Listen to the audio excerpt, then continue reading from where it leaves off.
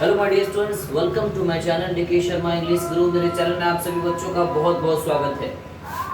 आपको इससे पहले वाले वीडियो में मैंने आपको सब्जेक्ट वर्ब एग्रीमेंट का एक पार्ट बनाया था और दूसरा पार्ट मैं बना रहा हूँ। क्योंकि एक वीडियो में दोनों पार्ट संभव नहीं है, पॉसिबल नहीं है, इसलिए मैं दो पार्ट में कर रहा हूँ। ध्यान से देखेंगे और मैं पिछले वीडियो को मैं डिस्क्रिप्शन में डाल दूंगा। पिछले वीडियो को मैं एक जगह इकट्ठा कर दूंगा, आप देख लेंगे। थंबनेल से भी आप पहचान सकते हैं। सब्जेक्ट वर्ब एग्रीमेंट, नाम से स्पष्ट है, आप समझ जाएंगे। सब्जेक्ट वर्ब एग्रीमेंट का मतलब होता है सब्जेक्ट का वर्ब के साथ तालमेल। सब्जेक्ट के साथ वर्ब का तालमेल क्या हो, कैसे होगा। दो प्रोसीजर है, मैंने हमेशा आपको कहा दो प्रोसीजर है उसका। एक प्रोसीजर है singular subject must have singular verb, singular subject must have singular verb। दूसरा प्रोसीजर है plural subject must have plural verb।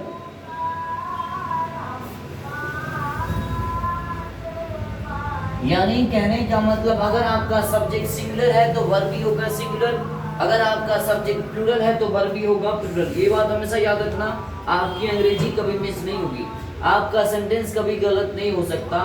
इस प्रोसीजर को हमेशा फॉलो करना है। सब्जेक्ट आपका सिंगुलर तो वर्ब भी होगा सिंगुलर, सब्जेक्ट आपका प्लूरल तो वर्ब भी होगा प्लूरल। अब आप कहेंगे कि कौन कौन ऐसे सब्जेक्ट है जो सिंगुलर होता है, कौन कौन ऐसे सब्जेक्ट है जो प्लूरल होता है। तो सबसे पहले मैं प्रोनाउन की बात कर लेता हूँ, सबसे पहले मैं सिंगुलर वर्ब की बात कर लेता हूँ। आप अच्छी तरह से जानते हैं ही, शी, इट और नेम, कोई भी दुनिया का नाम पर नाम आपका सिंगल होना चाहिए। दुनिया का कोई भी नाम, चाहे चिड़िया का नाम हो, पशु का नाम हो, व्यक्ति का नाम हो या वस्तु का नाम हो, आप वर्ब हमेशा सिंगुलर लगाना, आप हमेशा सिंगुलर वर्ब लगाना। ही, शी, इट, नेम, यानी ये चार जो आप सब्जेक्ट देख रहे हैं ये सारा थर्ड पर्सन सिंगुलर नंबर है। यानी दुनिया का हर वस्तु, दुनिया का हर नाउन जो आप देख पा रहे हैं, जो काउंटेबल नाउन होता वो थर्ड पर्सन कहलाता है, उसे हम थर्ड पर्सन कहते हैं। यानी ही, शी, इट और नेम कोई भी हो, चाहे व्यक्ति का नाम हो, वस्तु का नाम हो या पशु का नाम हो, चिड़िया का नाम हो, थर्ड पर्सन कहलाएगा। लेकिन याद रखना आपको सिंगुलर होना चाहिए, तो वर्ब हमेशा होगा सिंगुलर। अब मैं बात करता हूँ, अभी मैंने प्रोनाउन सब्जेक्ट के रूप में बात करी थी। सब्जेक्ट आपका, ये जो सब्जेक्ट आप देख रहे हैं ये प्रोनाउन है सारा, और ये नेम जो आएगा वो नाउन कहलाएगा। लेकिन उसके बदले अगर कोई आएगा, अगर कोई वस्तु है तो उसके बदले ईट आता है प्रोनाउन।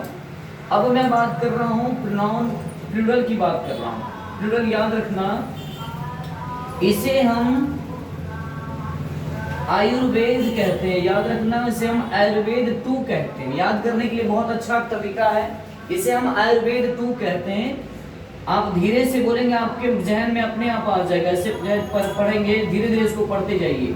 आ, यू, वी, दे और टू का मतलब हुआ दो नेम, चाहे राम हो या श्याम हो, सीता हो या गीता हो, राम हो या मोहन हो, ये सारा जो आप देख पा रहे हैं ये सारा सब्जेक्ट प्लूरल है, तो पक्का वर्ब लेगा प्लूरल। ये जितना भी आप सब्जेक्ट देख रहे हैं, आई है, यू है, वी है, दे है, राम एंड श्याम है। मैंने राम एंड श्याम को प्रोनाउन नहीं कहा, राम एंड श्याम नाउन है, लेकिन राम एंड श्याम के बदले प्रोनाउन अगर लाते हैं तो दे आएगा। याद रखना ये सारा सब्जेक्ट प्लूरल कहलाता है। कई बच्चे बोलते सर आई देखने में तो सिंगुलर लगता, यू भी देखने में सिंगुलर लगता। हाँ बिल्कुल देखने में सिंगुलर लगता है, लेकिन ग्रामर के अनुसार किसी ने पूछा आई प्लूरल है कि सिंगुलर है, आप कहेंगे आई तो दिखने में लगता है सिंगुलर। आई का जो नेचर है वो सिंगुलर है, लेकिन यूज में प्लूरल होता।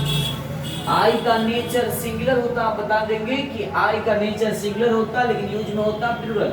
ठीक उसी तरह से यू नेचर में सिंगुलर होता, यूज में होता प्लूरल। यानी वो हमेशा हमेशा प्लूरल वर्ब लेगा, हमेशा हमेशा प्लूरल वर्ब लेगा।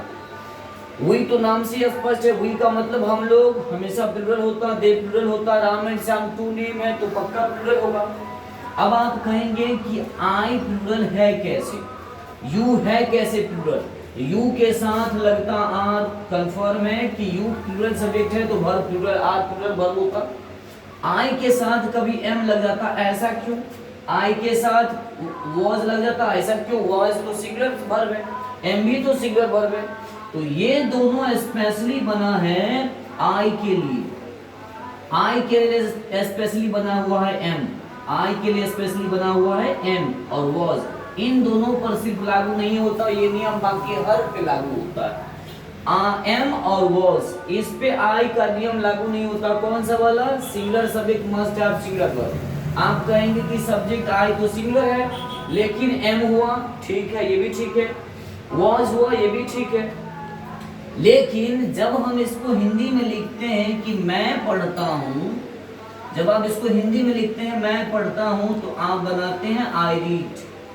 अब आप कहेंगे कि सब्जेक्ट हो गया सिंगुलर और वर्ब हो गया प्लूरल, कैसे हुआ, कैसे हुआ ये, तो याद रखना कि एम स्पेशली जो है सिंगुलर है और वॉज जो है सिर्फ एम और वॉज पे ये नियम लागू नहीं होता आई के लिए, बाकी हर पे लागू होता, ये याद रख लीजिएगा, एम और वॉज इस पे लागू नहीं होता, बाकी सब पे लागू होता है। अब मैं बात कर रहा हूँ, थोड़ा सा गौर से देखिएगा, सिंगुलर और प्लूरल की बात कर रहा हूँ, सिंगुलर और प्लूरल आप तो समझ गए होंगे कि ये प्रोनाउन, सारा प्रोनाउन क्या है, ये सारा प्रोनाउन सिंगुलर है, ये सारा प्रोनाउन प्लूरल। अब मैं बात करता हूँ वर्ब की, सब्जेक्ट हो गया, अब मैं बात करता हूँ वर्ब की, तो याद रखना चाहे वो प्राइमरी वर्ब हो या कोई भी वर्ब हो, चाहे वो प्राइमरी वर्ब हो चाहे मेन वर्ब हो, उसके 5 फॉर्म्स होते हैं, उसके 5 फॉर्म्स याद रखना, उसके 5 फॉर्म्स होते हैं, टोटल 5 फॉर्म्स होते हैं। जैसे मैंने एक वर्ड लिया, मैंने कहा play, played, played, playing, plays, 5 form देख रहे हैं आप। मैंने कहा eat, ate, eating, eating, it's, write, wrote, written, writing, writes, ये आप देख रहे हैं वर्ब का ये 5 फॉर्म्स है, वर्ब के टोटल 5 फॉर्म्स है। आप कहेंगे सर ये तो आपने मेन वर्ब दिखाया, अब आप प्राइमरी वर्ब दिखाइए, ये एक्चुअली वर्ब के भी 5 भेद होते हैं, ये जी हाँ बिल्कुल एकदम होगा। अब आप कहेंगे वर्ब टू बी, अब आप कहेंगे वर्ब टू बी, ध्यान रखिए, अब आप कहेंगे verb to be, verb to do, verb to have, इसके भी 5 फॉर्म्स होते हैं। आप कहेंगे कैसे, प्राइमरी वर्ब की मैं बात कर रहा हूं अभी, verb to be, verb to be, verb to do, verb to have. मैं V1, V2, V3, V4 और V5 की बात कर रहा हूं। पहला होता बच्चे M होता, R होता, दूसरा रूप होता was, were, स्पेस की कमी। चलिए मैं इस तरफ लिख देता हूँ, इस तरह स्पेस काफी है। प्राइमरी वर्ब की मैं बात कर रहा हूँ अभी, प्राइमरी वर्ब, इसकी संख्या टोटल 11 है बच्चे, याद रखना इसकी संख्या टोटल 11 है। इसके 5 फॉर्म्स मैं बता रहा हूँ, अभी मैंने मेन वर्ब के 5 फॉर्म्स बताया, अब मैं बता रहा हूँ तो प्राइमरी वर्ब के 5 भी। पहला है वर्ब टू बी, दूसरा है वर्ब टू हैव, तीसरा है वर्ब टू डू। ध्यान से देखेंगे, एम और are, was, were, been, being, is, have, have had, having, had, do, did, done, doing, does। ये जो आप देख रहे हैं ये प्राइमरी वर्ब कहलाता है। प्राइमरी वर्ब यानी इसके भी 5 फॉर्म्स होते हैं, टोटल 5 फॉर्म्स होते हैं। और याद रखना इसके भी 5 फॉर्म, ये मेन वर्ब है और ये प्राइमरी वर्ब है। याद रखना इसके भी 5 फॉर्म्स और इसके भी 5 फॉर्म। लेकिन याद रखना चाहे मेन वर्ब हो चाहे कोई भी वर्ब हो, प्राइमरी वर्ब हो, याद रखना अगर, लेकिन मॉडल वर्ब की छोड़ के मैं बात कर रहा हूँ। मॉडल वर्ब का कोई टेंस नहीं होता। याद रखना मॉडल वर्ब का कोई टेंस नहीं होता। किसी ने आपसे पूछा आई कैन प्ले क्रिकेट, किसी ने पूछा कौन सा टेंस है, आप बोलेंगे मॉडल वर्ब का कोई टेंस नहीं होता, मॉडल वर्ब कोई टेंस में नहीं आता। अभी मैं बात कर रहा हूँ प्राइमरी वर्ब और मेन वर्ब की। तो याद रखना वर्ब का पहला रूप हमेशा हमेशा प्लूरल होता है। वर्ब का पहला रूप हमेशा प्लूरल होता है। याद रखना वर्ब का पहला रूप प्लूरल होता है और वर्ब का 5वां रूप सिंगुलर होता है। वर्ब का पहला रूप वर्ब का पहला रूप प्लूरल होता है, वर्ब का 5वां रूप सिंगुलर होता है। याद रखना ग्रामर के अनुसार। इसमें भी ध्यान देंगे, इसमें भी जो आप देख पा रहे हैं ये वर्ब जो है प्लूरल है।